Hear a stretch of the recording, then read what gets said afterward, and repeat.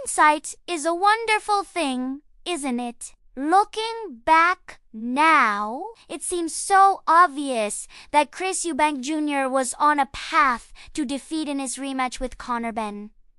The signs of his physical decline weren't just there. They were plentiful and stretched back for years. You could argue it all started when he moved back down to middleweight in late 2019. Before that, he was a force at super middleweight, even dominating a past his prime James DeGale over 12 rounds. That was his sixth fight at 168 pounds in just 2 years. Then came the drop back down. His first fight against Matvey Korobov ended in just 34 seconds of the second round due to an injury, so we learned nothing. After a long 60-month layoff, he returned in May 2021 against Morrison.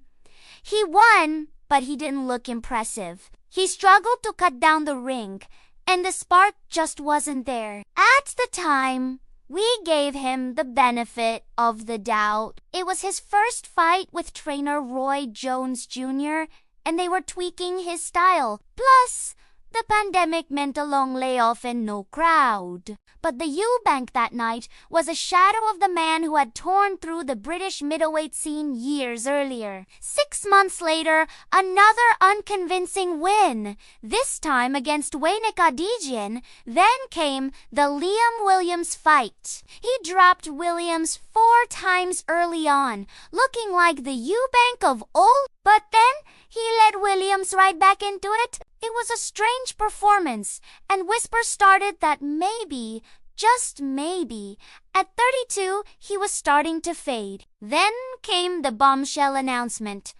A fight with Conor Benn at a catchweight of 157 pounds. That's a weight Eubank hadn't seen since he was a teenager. The fight got cancelled, of course, after Benn's failed tests, but the damage was done.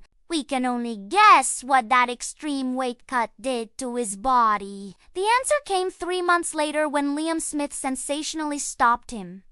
His legendary chin seemed to have vanished. He got his revenge, demolishing Smith in the rematch, which temporarily silenced the doubters. But what we didn't know was that Smith had gone through hell just to make the fight, battling injuries. Fast forward through another long layoff and a tune-up fight, and we arrive at the Benn rematch. Eubank won on points, a monumental effort that landed him in the hospital for 2 nights.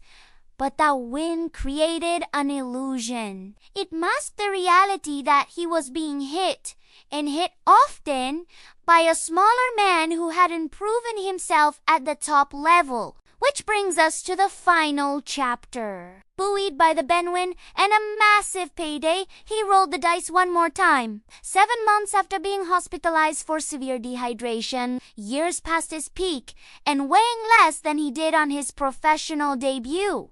It's a miracle. He even made it to the final bell. The decline didn't happen overnight. It was a long, slow process that was there for all of us to see if we'd only been looking. Thanks for watching.